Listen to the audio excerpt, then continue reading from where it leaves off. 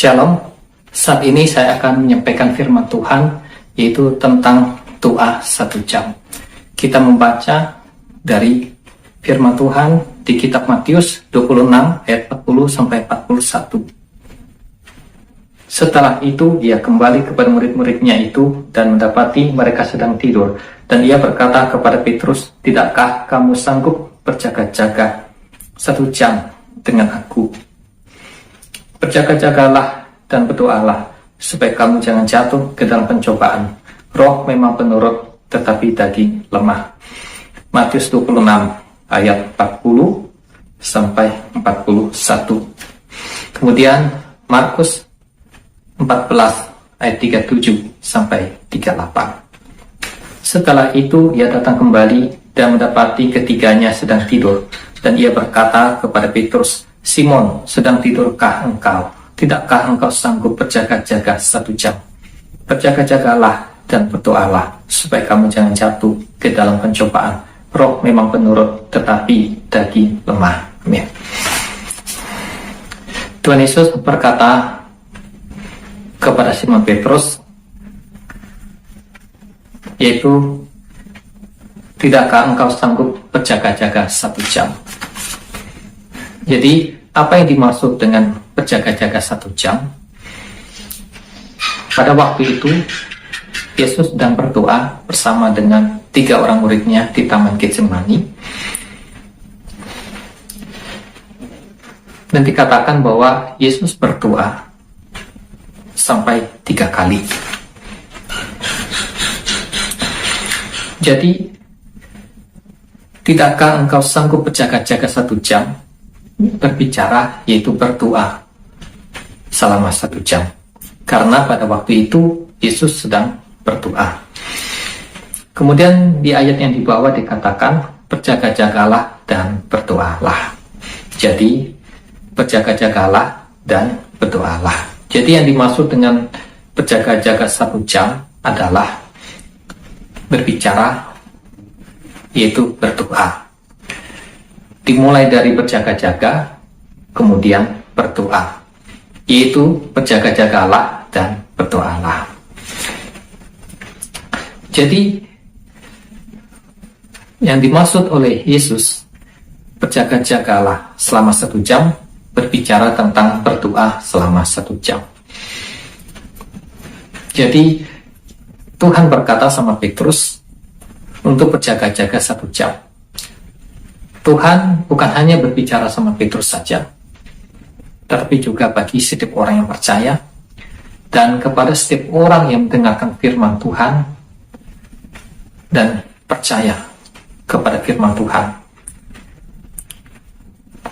Atau setiap orang yang mendengarkan firman Tuhan dan firman itu menjadi rema, yaitu firman itu berbicara di dalam dirinya, firman itu memberikan dia pengertian dan dia menangkap pesan-pesan Tuhan dari firman Tuhan tersebut. Dia percaya kepada firman Tuhan tersebut. Jadi Yesus berkata bukan hanya kepada Petrus berjaga-jaga 1 jam, tetapi juga kepada setiap orang yang mendengarkan firman Tuhan yang percaya. Kenapa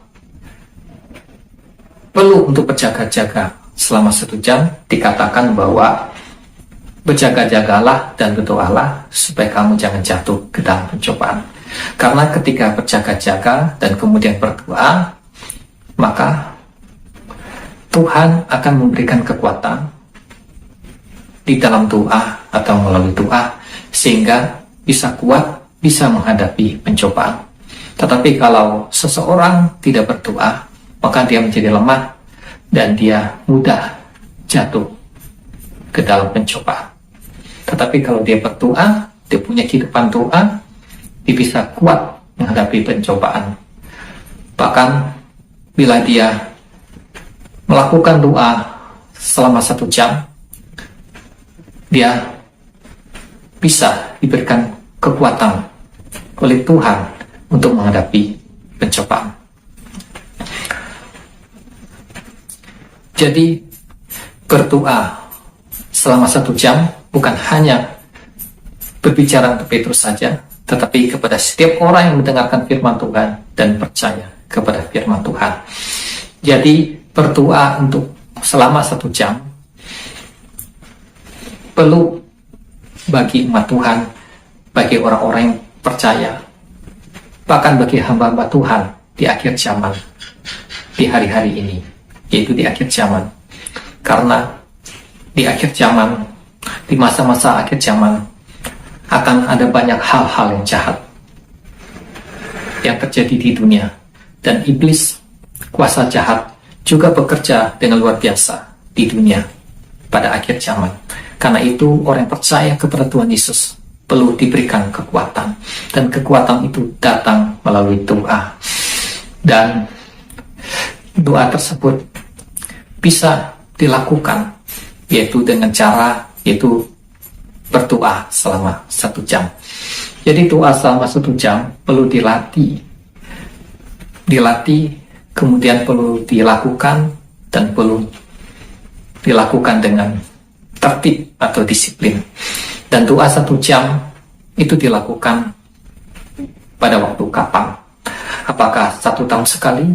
Apakah 1 bulan sekali? Apakah 1 minggu sekali? Atau 1 hari sekali?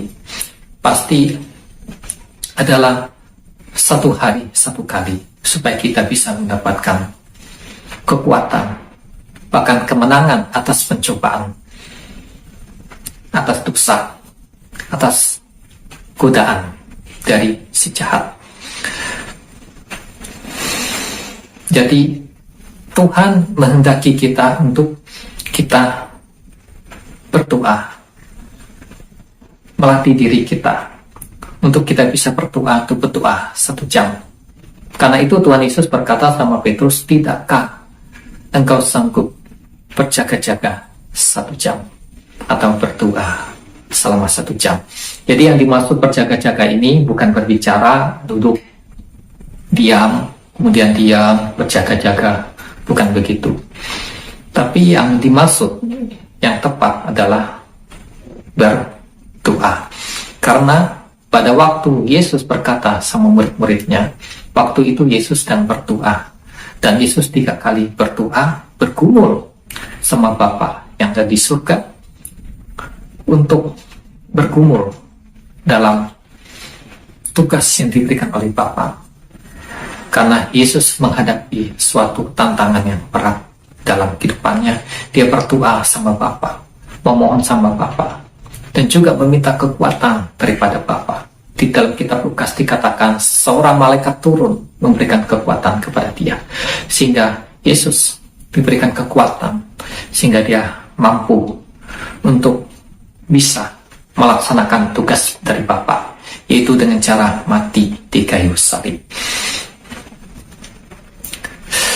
Jadi berdoa selama 1 jam ada 3 tingkatannya. Yang pertama adalah berdoa dengan akal budi. Bisa berdoa dengan akal budi atau bahasa sehari-hari selama 1 jam. Bahasa sehari-hari atau doa akal budi yaitu bahasa yang kita gunakan sehari-hari. Bila seseorang belum dibaptis Roh Kudus, belum dipenuhi dengan Roh Kudus, belum dapatkan bahasa roh, maka dia bisa doa 1 jam, yaitu dengan doa bahasa sehari-hari. Terus tingkat yang kedua atau golongan yang kedua, yaitu bisa berdoa dengan akal budi dan dengan bahasa roh atau bahasa lidah. Jadi seseorang bisa doa pakai akal budi, bahasa sehari-hari, kemudian dia bisa juga memakai bahasa roh. Bila dia sudah dibaptis Roh Kudus, sudah dipenuhi Roh Kudus, sudah dapat bahasa roh, jadi dia pakai doa akal budi, kemudian dia pakai doa dengan bahasa roh, dia bisa gunakan selang-seling berganti-ganti selama 1 jam. Jadi yang kedua adalah doa dengan akal budi dan doa pakai bahasa roh selama 1 jam. Yang ketiga adalah doa dengan bahasa roh. Bila seseorang sudah dibaptis Roh Kudus, sudah dipenuhi dengan Roh Kudus, dia sudah dapat bahasa roh.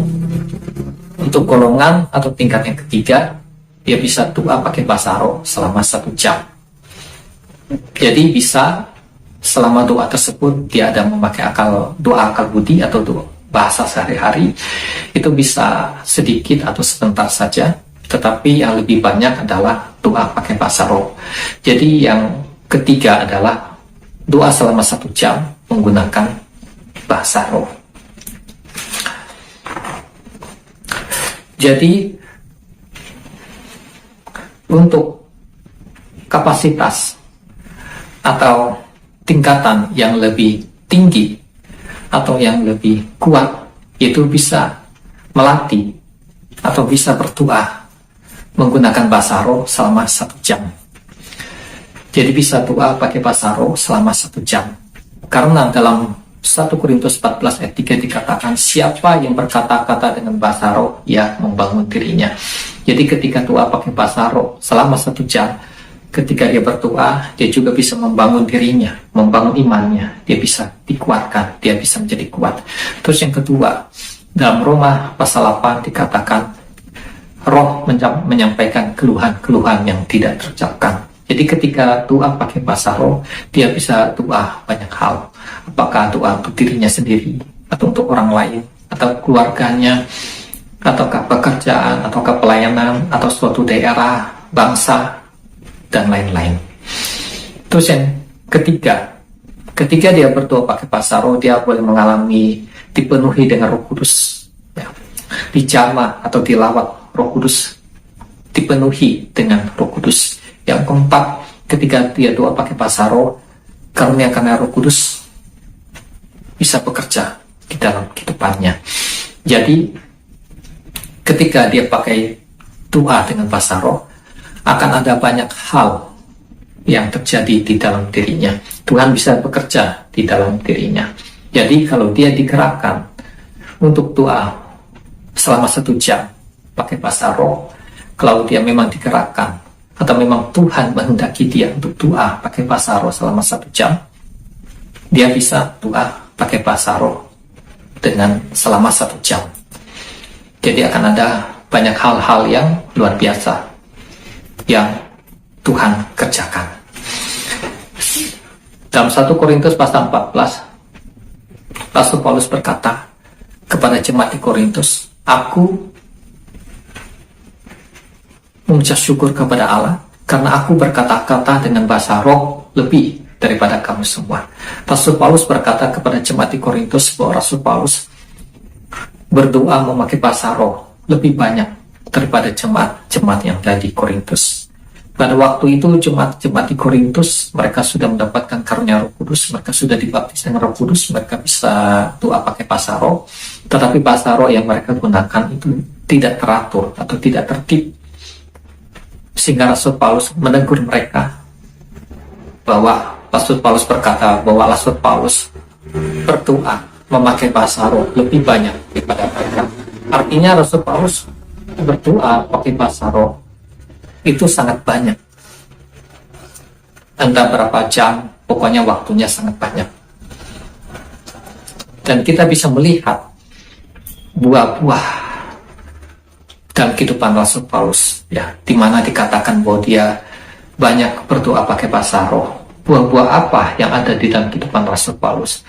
Rasul Paulus diberikan oleh Tuhan banyak karunia Roh Kudus. Ada karunia iman, ada karunia kesembuhan, ada karunia mujizat, ada karunia hikmat. Tuhan memberikan banyak karunia Roh Kudus kepada Rasul Paulus.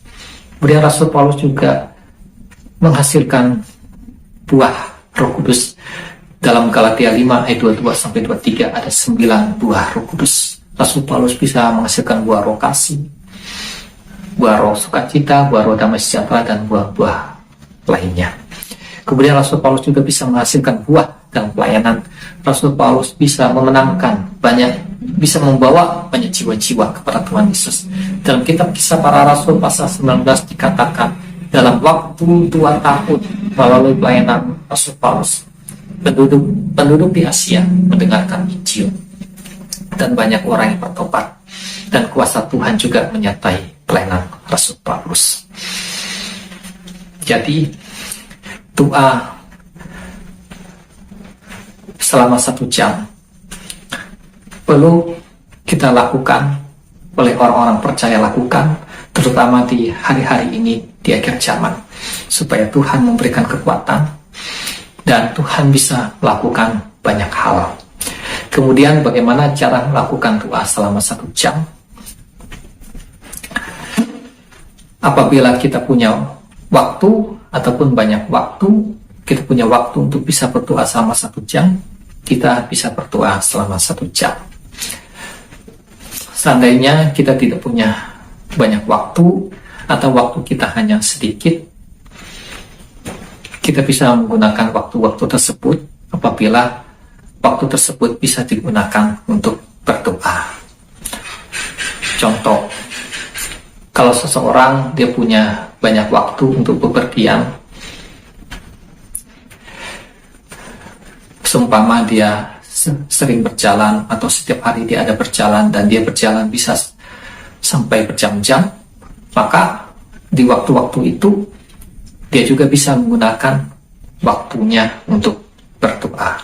Bisa digunakan untuk berdoa selama 1 jam. Itu contoh kalau seseorang dia tidak punya waktu yang banyak atau khusus untuk bisa berdoa 1 jam, tapi dia punya di waktu yang lain yang bisa dia gunakan. Jadi pasti ada waktu yang bisa kita gunakan kalau kita mau untuk belajar berdoa selama 1 jam. Jadi doa 1 jam bisa berdoa menggunakan akal budi, bisa juga menggunakan bahasa roh. Alangkah bagusnya atau alangkah baiknya kita bisa menggunakan bahasa roh, karena lebih banyak hal-hal yang bisa Tuhan kerjakan. Alangkah bagusnya lagi bisa doa selama 1 jam memakai bahasa roh. Tetapi semuanya itu kita bawa dalam doa sama Tuhan, apa yang Tuhan kehendaki dan bagaimana cara berdoa. Demikian firman Tuhan. Tuhan Yesus memberkati.